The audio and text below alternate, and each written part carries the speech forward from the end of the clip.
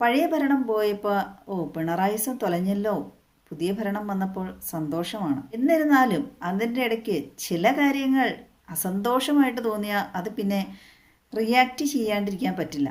സമൂഹത്തെ ബാധിക്കുന്ന സാമൂഹികമായ കാര്യങ്ങളാണെങ്കിൽ പിന്നെ തീർച്ചയായും അത് പ്രതികരിച്ചിരിക്കും. നമ്മുടെ പുതിയ പൂക്കിയ മുഖ്യമന്ത്രി വന്ന് പല പരിഷ്കാരങ്ങളും കൊണ്ടുവന്നു. ഇപ്പോൾ സ്ത്രീകൾക്ക് ഓർഡിനറി ബസ്സിൽ സൗജന്യ യാത്രയൊക്കെ ആക്കി, നല്ല കാര്യം തന്നെ. പക്ഷേ അതിൻ്റെ ഇടയ്ക്ക് ചെറിയൊരു കരട് പോലെയൊക്കെ ആയിട്ട് ഒരു സംഭവമാണല്ലോ ഇപ്പോൾ ബഡ്ജറ്റിൽ 1 കോടി രൂപ സലീംകുമാറിന് സ്മാരകം നിർമ്മിക്കാൻ വേണ്ടി പ്രഖ്യാപിച്ചത്.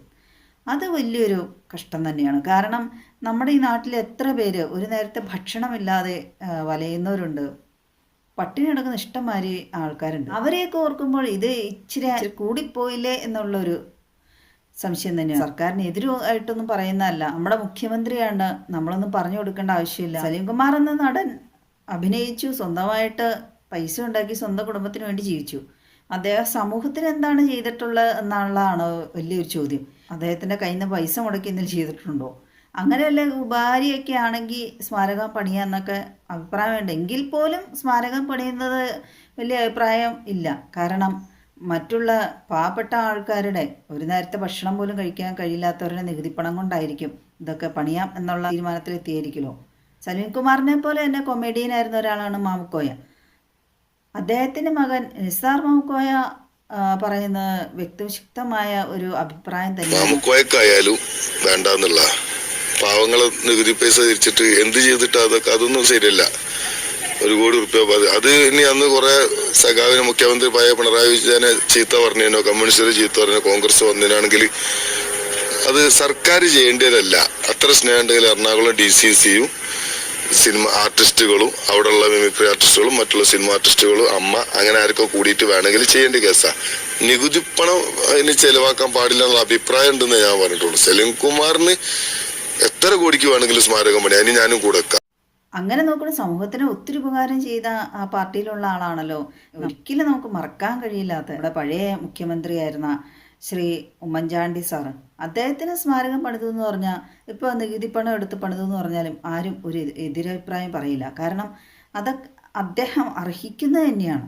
സ്വന്തം കയ്യിൽ നിന്ന് ഒക്കെയാണ് അദ്ദേഹം ആളുകളെ പൈസ എടുത്ത് സഹായിച്ചുകൊണ്ടിരുന്നത്. അങ്ങോട്ട് സഹായം കൊടുക്കുമായിരുന്നു, ചോദിച്ച് മനസ്സിലാക്കി.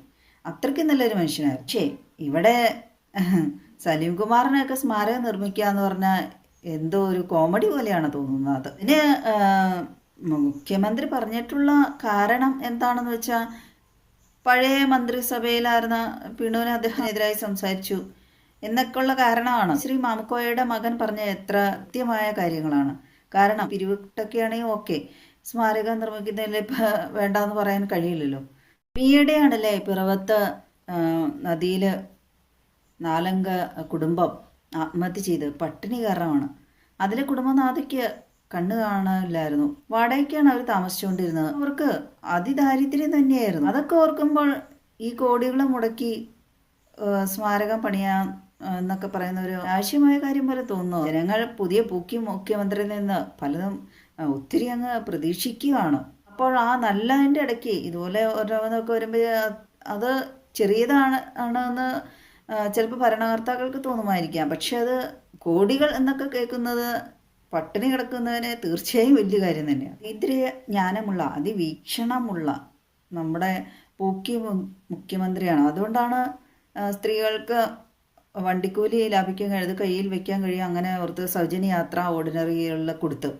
പക്ഷെ അങ്ങനെയുള്ള മുഖ്യമന്ത്രിക്ക് പിന്നെന്താണ് ഈ സ്മാരകം എന്നുള്ള ഒരു ആശയം തലയിൽ കൂടെ പോയതെന്നുള്ളതാണ്. ഭരണകർത്താവാണ് അദ്ദേഹം.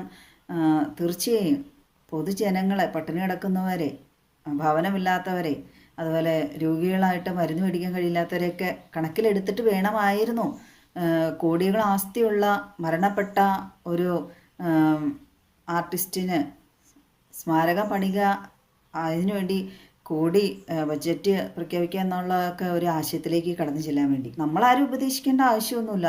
അദ്ദേഹം ഇത്ര പ്രായമുള്ളതാണ്, നമ്മുടെ ഭരണകർത്താവാണ്. സലീംകുമാർ അദ്ദേഹത്തിൻ്റെ സിനിമകളിലൂടെ എല്ലാം ജീവിക്കുകയല്ലേ. അദ്ദേഹത്തിൻ്റെ ഡയലോഗുകളിലൂടെ മനുഷ്യരെ മനസ്സുകളിലും ജീവിക്കുന്നു. പിന്നെ അദ്ദേഹത്തിന് പ്രത്യേക സ്മാരകത്തിൻ്റെ ആവശ്യമുണ്ടോ?